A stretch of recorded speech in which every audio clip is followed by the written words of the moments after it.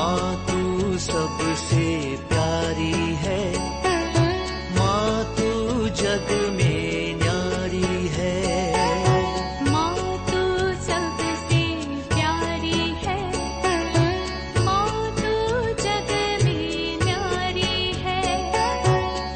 अपने आंचल में रखना, अपने आंचल में रखना। हमें वरदानों से भरना। माँ तू सबसे प्यारी है, माँ तू जग में न्यारी है। माँ तू सबसे प्यारी है, माँ तू जग में न्यारी है। पिता, पुत्र और पवित्र आत्मा के नाम पर आमीन। आप सबों को जय यीशु। आज हम लोग प्रेरित चरित्र उसके अध्याय 4 वाक्य 12 के अंदर एक्ट्स चैप्टर 4 वर्स 12 वहां पर लिखा हुआ है, किसी दूसरे व्यक्ति के द्वारा मुक्ति नहीं मिल सकती, क्योंकि समस्त संसार में ईसा नाम के सिवा मनुष्यों को कोई दूसरा नाम नहीं दिया गया है जिसके द्वारा हमें मुक्ति मिल सकती है। इसका मतलब ईश्वर द्वारा हम लोगों के मुक्ति के लिए एक नाम दिया है, वो है ईसा नाम। तो ईसा मसीह के उस नाम के द्वारा मानव जाति को, इस संसार को मुक्ति मिलता है। ये मुक्ति हमें कैसे प्राप्त करना है? ईसा मसीह संसार में आए, हमारे पापों का प्रायश्चित किया, मर करके पापों का प्रायश्चित कर जी उड़ करके हमारे लिए स्वर्ग का द्वार खोल करके दिया और हमें पवित्र कर चला गया। आज हम उस मुक्ति को कैसे प्राप्त करें? यदि आप इस वचन पर विश्वास करते हैं तो मैं आज आपको एक रहस्य बात बता कर देता हूं, जिसको आप लोग, अनेकों लोग, विशेषकर पेंटेकोस्त लोग स्वीकार नहीं करेगा। क्या आप प्रेरित चरित्र अध्याय 4:12 ये सब लोग जानने वाला एक वचन है। ईश्वर ने एक नाम दिया समस्त संसार के मुक्ति के लिए, वो नाम है ईसा का नाम। ईसा के नाम के द्वारा हमें मुक्ति कैसे प्राप्त होता है, ये हमें जानना भी जरूरी है। यदि ईसा नाम के द्वारा मुक्ति है तो ईसा मसीह ने वो मुक्ति कार्य को किस प्रकार कर करके दिया, और ईसा मसीह ने वो मुक्ति कार्य कर करके स्वर्ग जाने के पहले क्या किया, इसको भी हमें जानने की जरूरत है। सबसे पहले ईसा मसीह जब शिक्षा देकर के शुरू किया, मार्कुस का सुसमाचार अध्याय 1 वाक्य 15 में कहते हैं, पश्चाताप करो और सुसमाचार में विश्वास करो। पश्चाताप करना है, अपने पापों से, अपने कमियों से, गलतियों से पश्चाताप करना है। यदि हम गलत मार्ग पकड़ करके चला है, हमें लौटने की जरूरत है। जहां से हम निकला वहां लौटने की जरूरत है। सबसे पहले पश्चाताप की जरूरत है।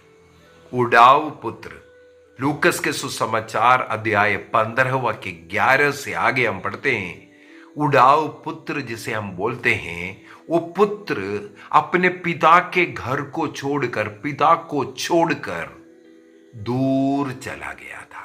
वाक्य 14 में पढ़ते हैं, तब उसके जीवन में अकाल आया। जिस देश में वो रहता था वहां पर भी अकाल पड़ गया। वाक्य 17 के अंदर हम लोग पढ़ते हैं, तब उसमें होश आया। आज अनेकों लोग होश में नहीं हैं, क्योंकि शैतान ने उनका बुद्धि को भ्रष्ट कर कर रखा हुआ है, ताकि वे लोग मुक्ति ना प्राप्त करें। ये वचन को बार बार बोलते हैं, लोगों को सिखाते हैं, जोर जोर से चिल्ला करके बताता है ये प्रेरित अध्याय 4:12 को, लेकिन उसके अनुसार जीवन नहीं जीते हैं। ईसा मसीह ने जो मार्ग बता कर रख दिया, स्वयं प्रभु ने कहा मैं मार्ग सत्य और जीवन हूं। यदि हमें जीवन मिलना है, हमें उस सत्य प्रभु को अपनाने की जरूरत है, उस मार्ग पर चलने की जरूरत है।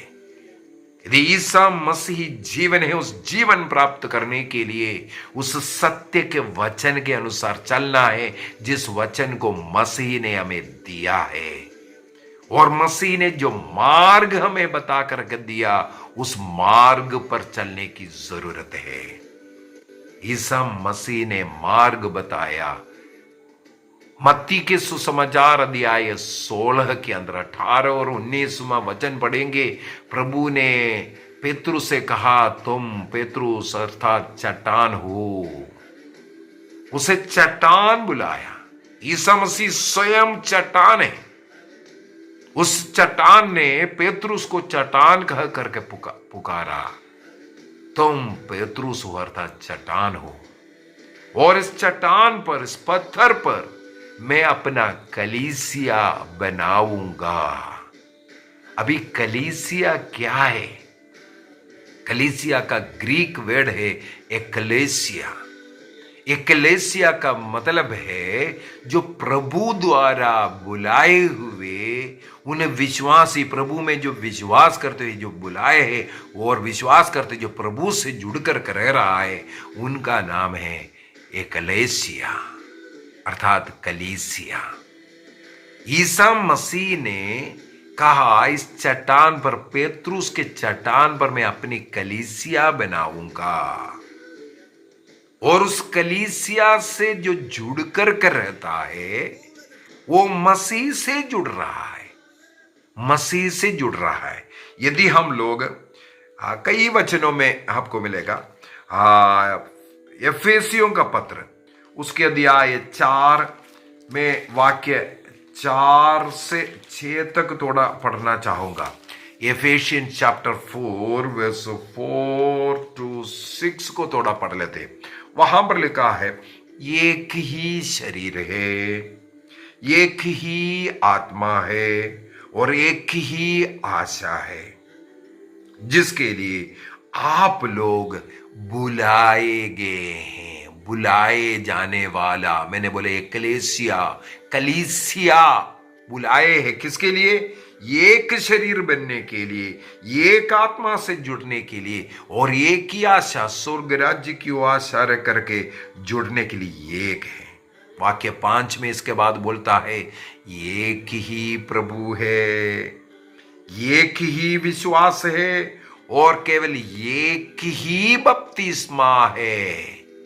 एक बार बपतिस्मा लिया नहीं, यहां कैथोलिक चर्च में तो पानी ऊपर से डाला था, अभी हमें डुबकी लेना है बोल करके डुबकी मिशन में जाने वालों, बाइबल में लिखा है केवल एक ही बपतिस्मा है, जहां पर पिता पुत्र पवित्र आत्मा के नाम पर बपतिस्मा मिल गया।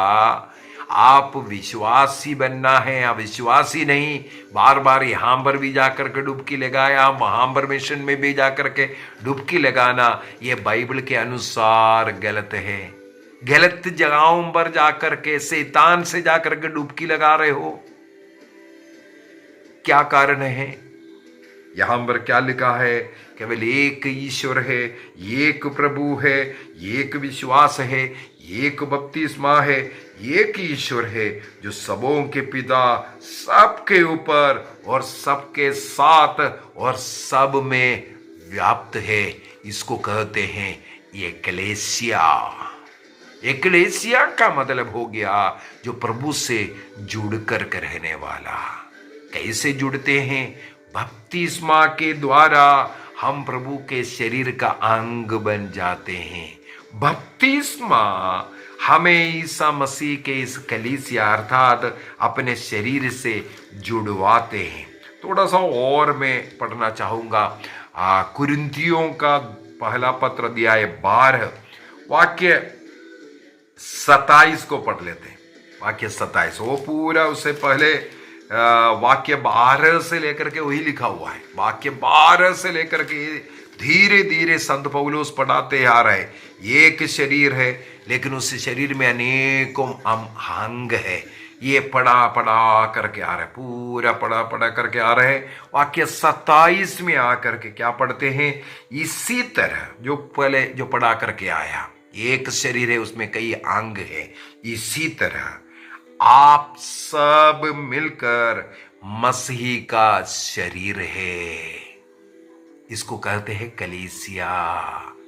ईसा मसीह ने एक कलीसिया की स्थापना किया। कहां?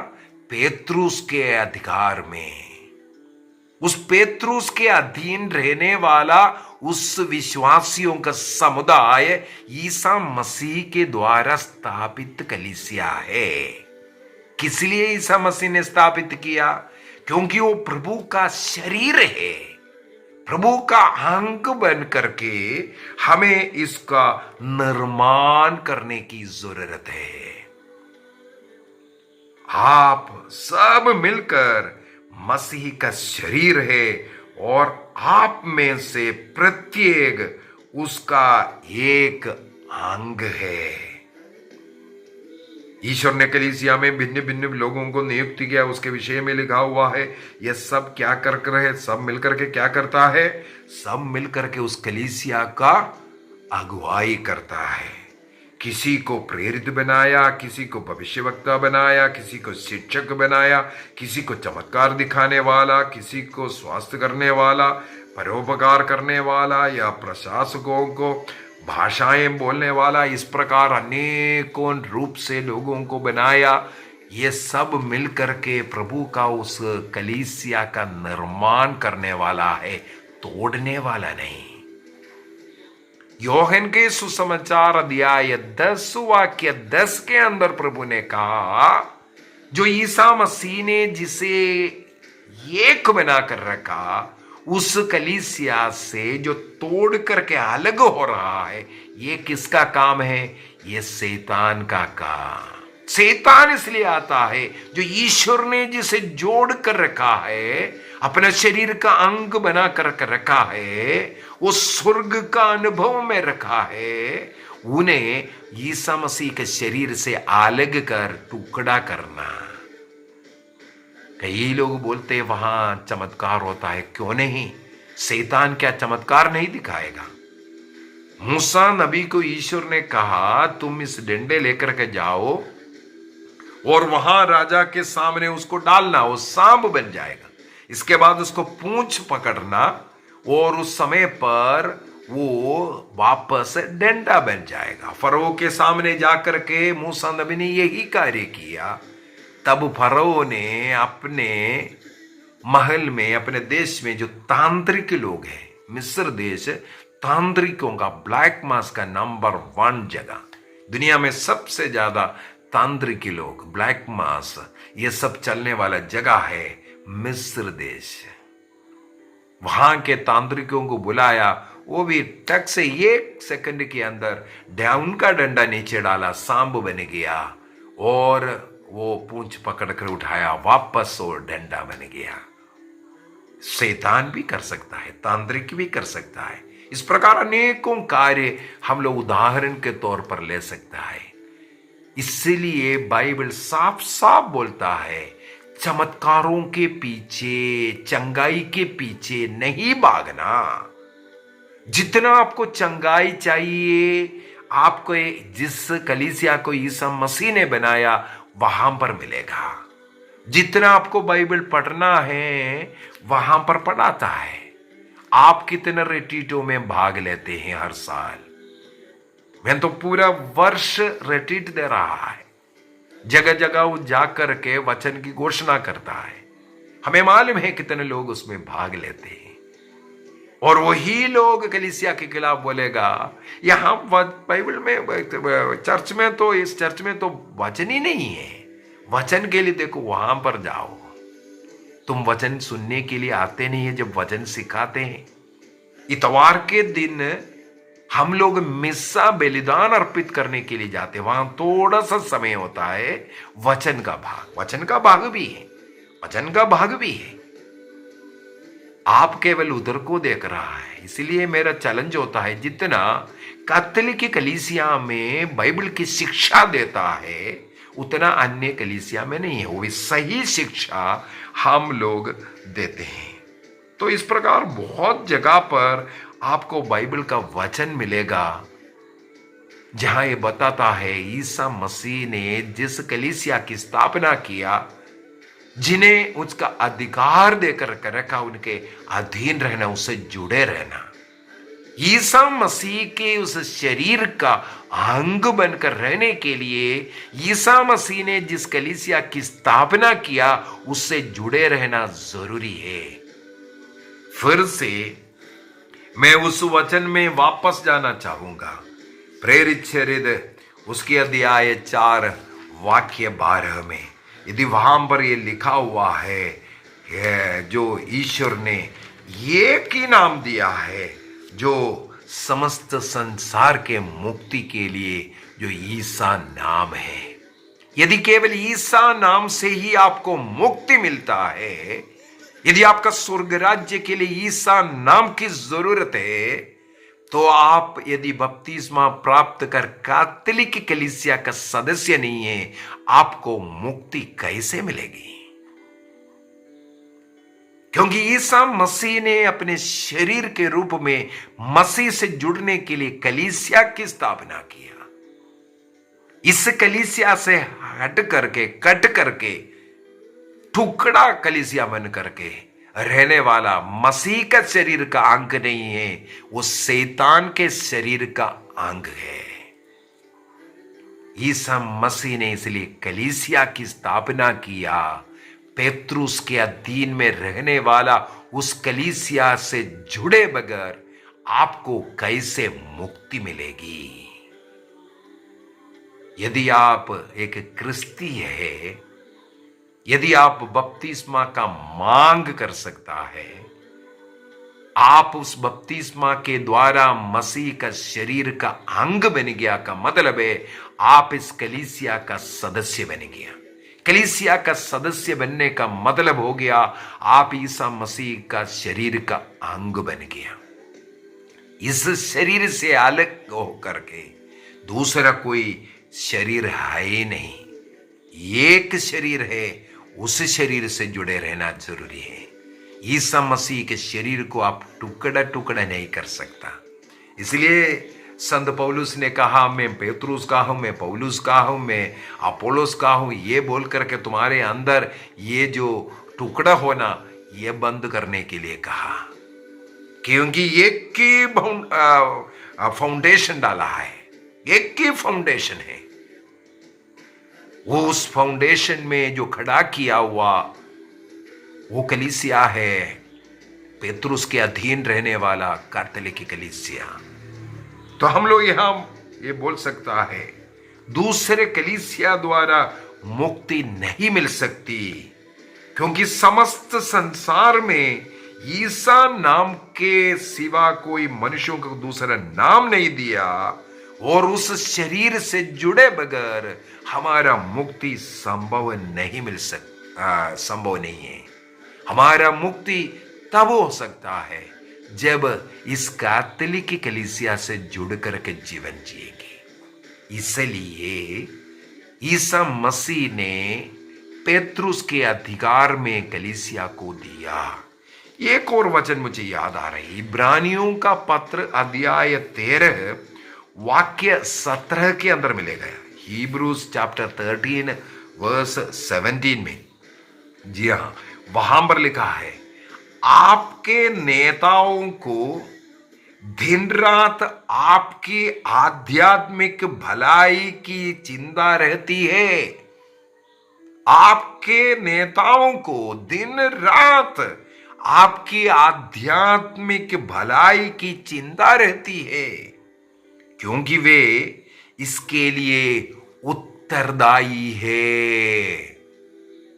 ईसा मसीह ने जिसे उत्तरदायी बनाया है उनके अधीन हमें रहना है, क्योंकि उनके अधीन रहकर ही हमारा मुक्ति हो सकता है। और आगे भी थोड़ा सुन लो जी, क्योंकि वे इसके लिए उत्तरदायी है। इसलिए आप लोग उनका आज्ञा पालन करें।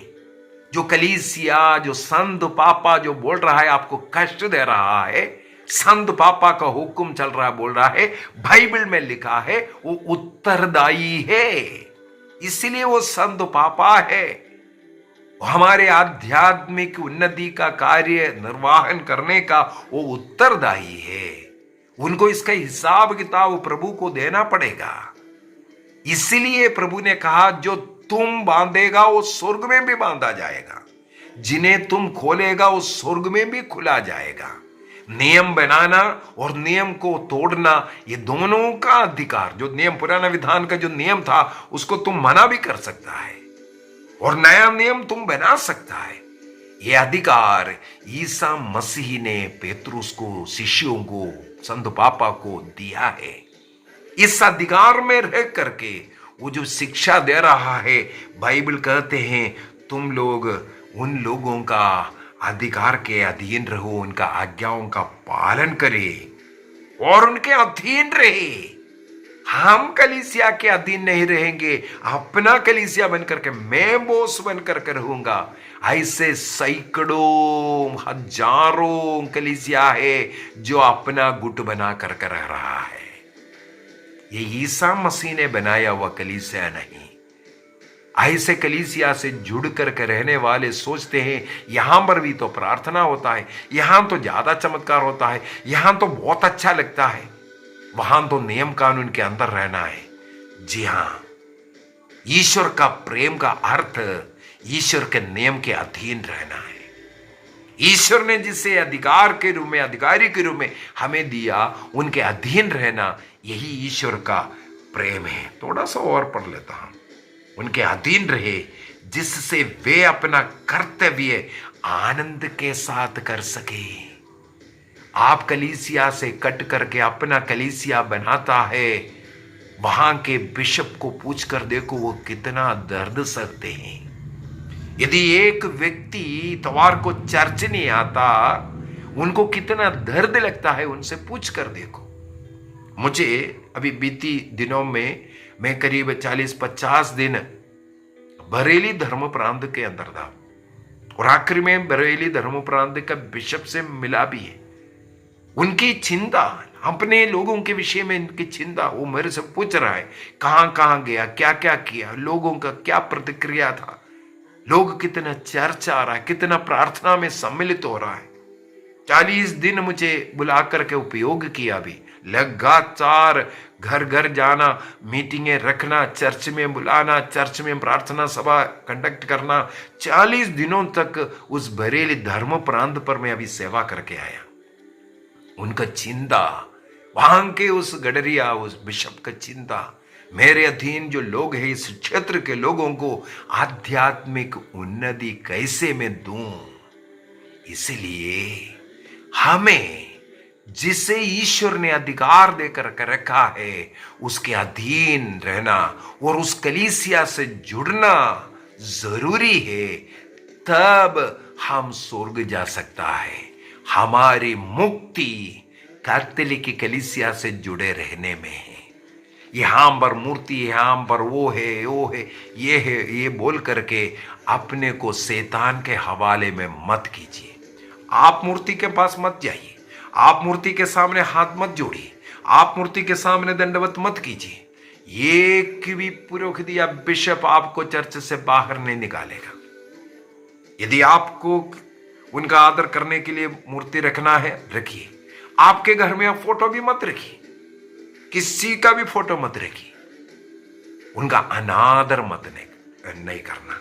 केवल कलीसिया ही बोल रहा है, जिसको चाहिए उनको रखना है, जिनको हाथ जोड़ना है जोड़ना है।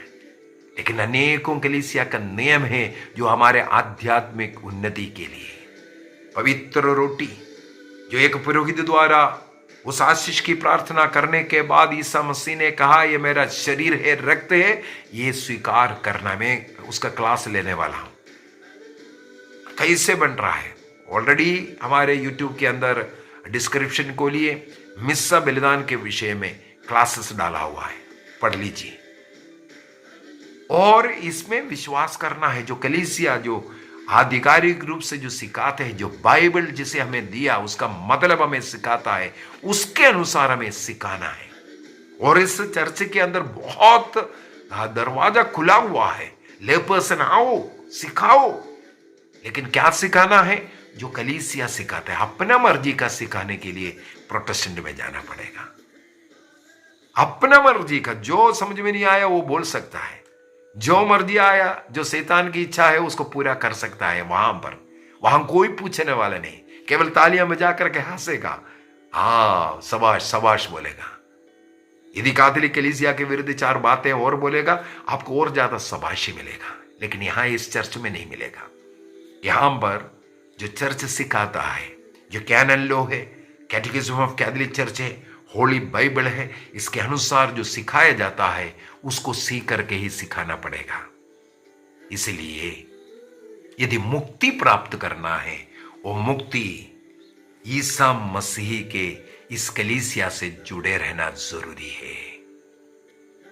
ईसा मसीह के सिवा कोई मुक्तिदाता नहीं है।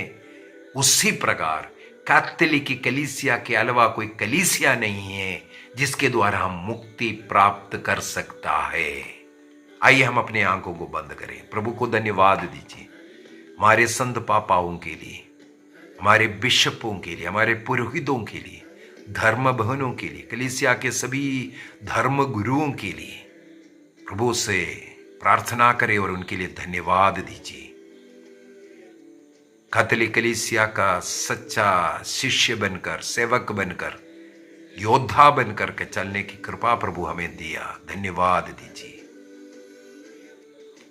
पिता, पुत्र और पवित्र आत्मा के नाम पर आमीन। आप सबों को जय यीशु।